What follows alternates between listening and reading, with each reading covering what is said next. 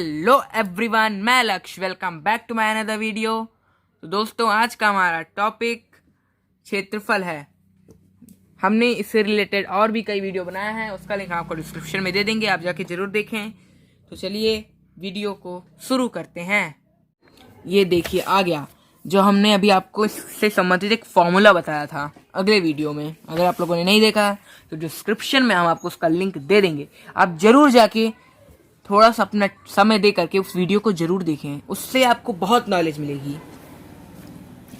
चतुर्भुज ABCD का क्षेत्रफल ज्ञात कीजिए जिसका विकर्ण AC 20 सेंटीमीटर लंबा है तथा B व D से AC पर डाले गए लंब की लंबाई 15 सेमी तथा 16 सेमी है। देखिए क्वेश्चन बड़ा इजी है, बहुत इजी है, बहुत। हम एक चतुर्भुज बना लेते हैं। ये हमारा है चतुर्भुज। हम नाम दे देते हैं हमारे, ये A है, यह B है और यह C है। और ये क्या होगा? जल्दी आंसर कमेंट करिए। बिल्कुल सही, आपने बिल्कुल सही सोचा, यह D होगा। AC हमारा क्या है? यहाँ पर विकर्ण दिया हुआ है, हम यहाँ पे एक विकर्ण खींच देते हैं भाई। हम यहाँ पे कह देते हैं कि 20 सेंटीमीटर का है। B व D, ये हमारा B है और ये D है। से AC पर डाले गए लंब, देखिए हम यहाँ पर एक लंब डाल देते हैं। एक लंब यहाँ से गया और एक लंब यहाँ से गया। कह रहा है कि इन दोनों की जो लंबाई है, B की लंबाई है 15 और D वाले की लंबाई है क्या? 16। देखिए बिल्कुल हमारा चित्र रेडी हो चुका है। हमारा विकर्ण की लंबाई 20 सेंटीमीटर और जो सिर्फ से दो लंब डाले गए थे उसकी लंबाई हमें मालूम है, एक 15 है और एक 16 है। हमने आपको इसका फॉर्मूला बताया था 1/2 गुणे विकर्ण की लंबाई 20 गुणे शीर्ष से डाले गए लंबों की लंबाई का योग 16 और 15 कितना होता है? देखिए हम इसको 10-10 कर लेते हैं। 10 10 20, 20 5 25, 25 5 30 31। 2 से काटने पे 10 मिलता है, हमें आ जाता है 310। 310 जिसने सोचा था बिल्कुल सही आंसर है। अब हम अगले सवाल की तरफ चलते हैं।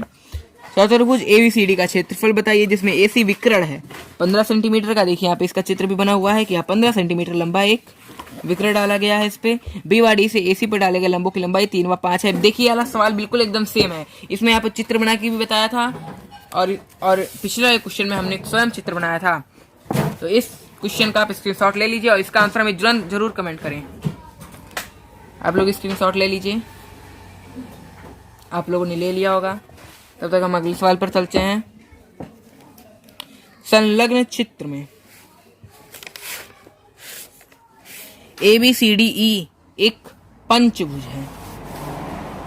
पंचभुज किसे कहते हैं? जिसमें 5 भुजाएं हों, 5 कोने हों।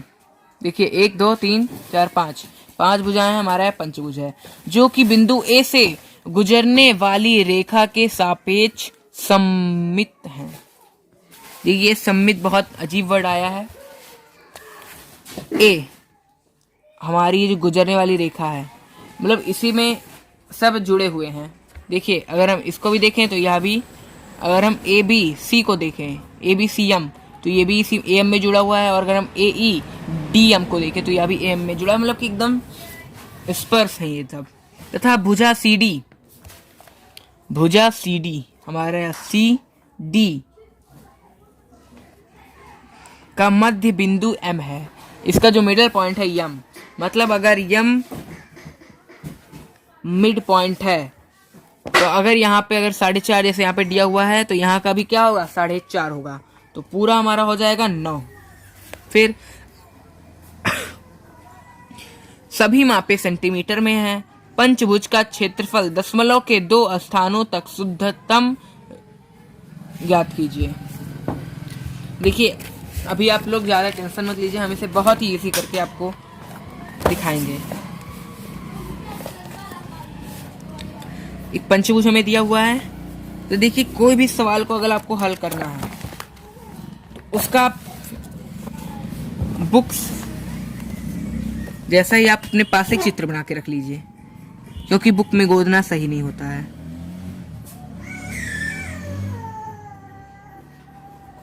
देखिए मुझको आर्ट पसंद तो नहीं है, पर आप सबको दिखाने के लिए मुझे एक बहुत ही अजीब गरीब मुझे चित्र बनाना पड़ रहा है।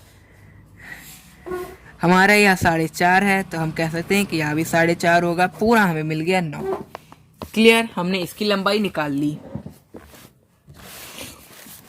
बुक में जैसे कि यहाँ पर दिया हुआ है कि AE 5.5 है। हम अगर नाम भी दे दें ABCDE,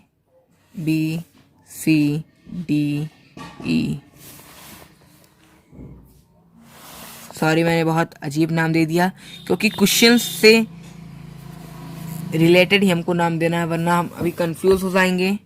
ABCDE,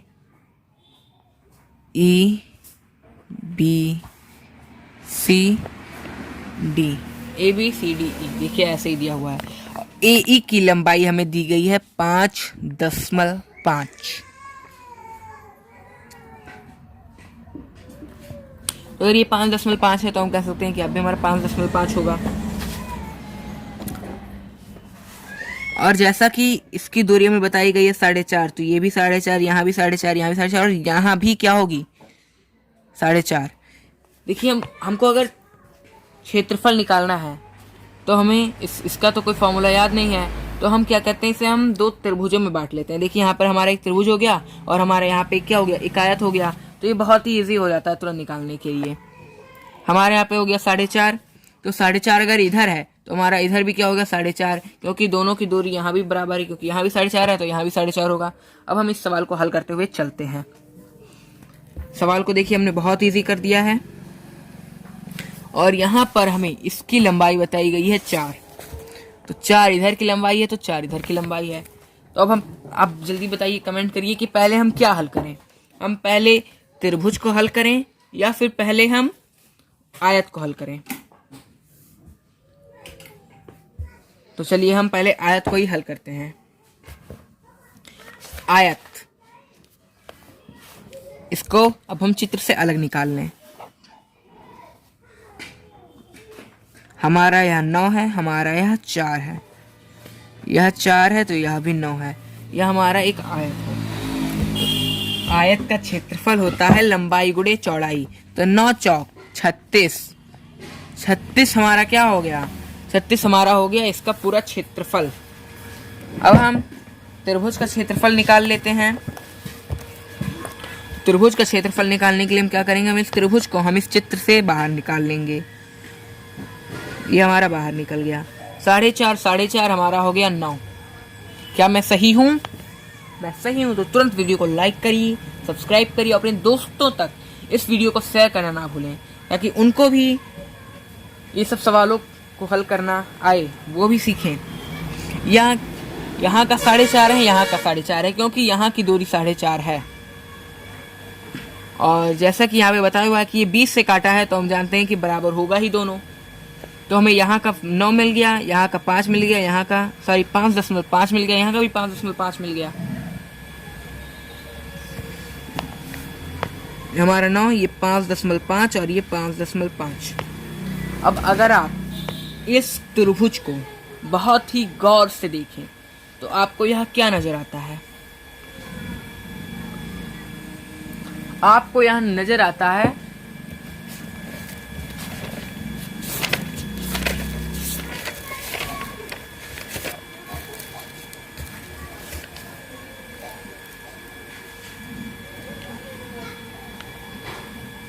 इसमें आपको 2 भुजाएं समान दिख रही हैं और एक भुजा अलग है।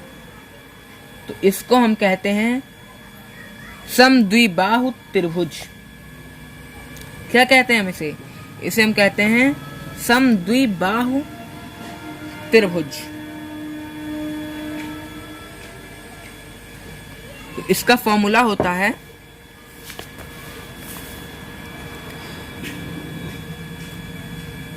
A/4 bracket 4B² minus A²।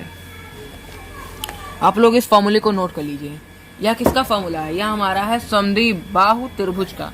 जब 2 भुजाएं बराबर हों और एक भुजा अलग हो तो उसे हम कहते हैं समद्विबाहु त्रिभुज, या उसका फॉर्मूला है a/4 √4b² - a²। और जब सारी भुजाएं बराबर हों तो हम कहेंगे समबाहु त्रिभुज, जिसकी सारी भुजाएं बराबर हों। और जब किसी त्रिभुज का एक कोण 90 अंश का हो तो उसे हम कहते हैं समकोण।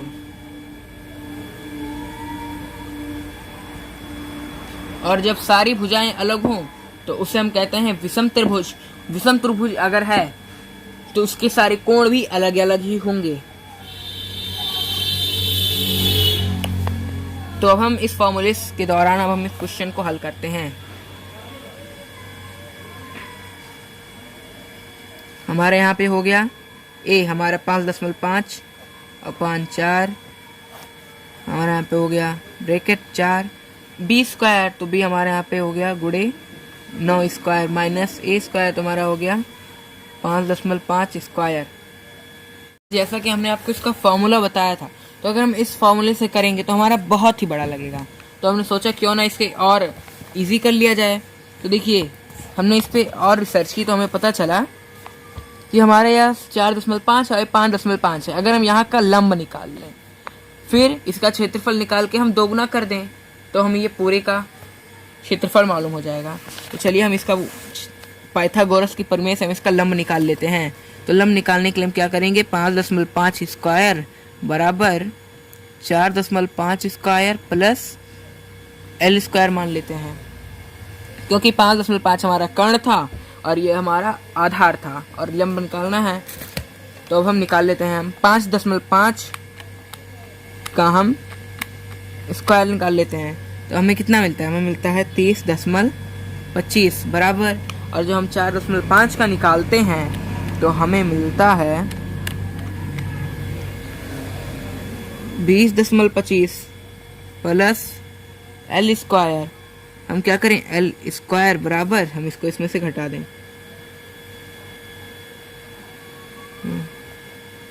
हमें मिल जाता है 10 बराबर l²।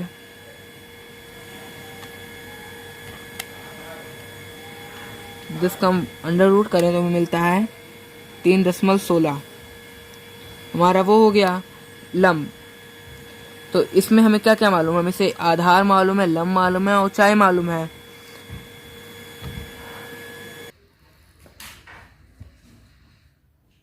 तो जैसा कि यहाँ पर आप देख सकते हैं कि हमें लंब मालूम हो गया 3.16 और आधार अब हम मान लेते हैं 9। हमारा आधार 9 है और लंब हमारा है 3.16। तो अब हम इसका क्षेत्रफल निकाल लेते हैं। इसका क्षेत्रफल का फॉर्मूला होता है 1/2 गुणे आधार गुणे लंब। आधार हमें कितना मालूम है, हमारा 9 हो गया, गुणे 1/2 गुणे लंब, लंब हमारा 3.16 है। अब इसको हम गुणा कर लेते हैं।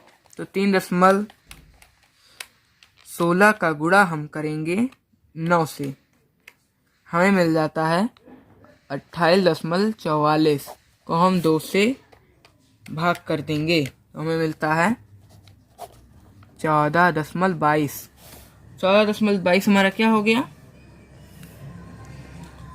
हमारा हो गया ये पूरे का क्षेत्रफल। और 14.22 को हम इसमें जोड़ देंगे अपने आयत के क्षेत्रफल में।